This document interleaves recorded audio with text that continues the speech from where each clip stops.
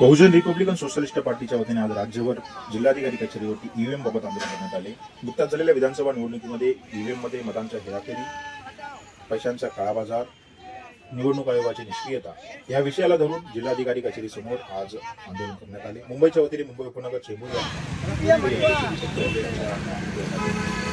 आज बहुजन Republican socialist पार्टीच्या वतीने महाराष्ट्र राज्याच्या सर्व जिल्हाधिकारी कचेरी, तहसीलदार कचेरी आणि उपजिल्हाधिकारी कार्यालयावरती नुकत्याच झालेल्या विधानसभा निवडणुकीमध्ये ईव्हीएमचा घोळ जो बाहेर आलेला आहे, त्याचबरोबर काळ्या पैशाचा जो महापूर आपल्याला पाहायला मिळाला, त्याच्या विरोधामध्ये एक दिवसीय धरणे प्रदर्शन आंदोलन राज्यभर घेण्यात येत आहे।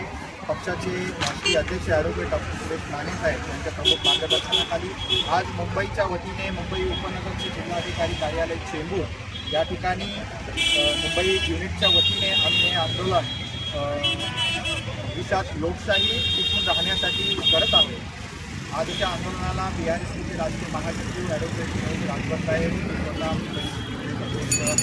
संगुले, आमच्या मुंबई महिला आघाडीच्या प्रमुख वत्सलाताई हिरे, त्याचबरोबर आमचे ज्येष्ठ नेते बाळासाहेब अडांगळे, राजाराम अनाव, अनेक सहकारी या ठिकाणी उपस्थित आहेत। त्यांच्या उपस्थितीमध्ये आजचा हा धरणे प्रदर्शन कार्यक्रम जेवण केंद्रात या ठिकाणी घेतलेला आहे।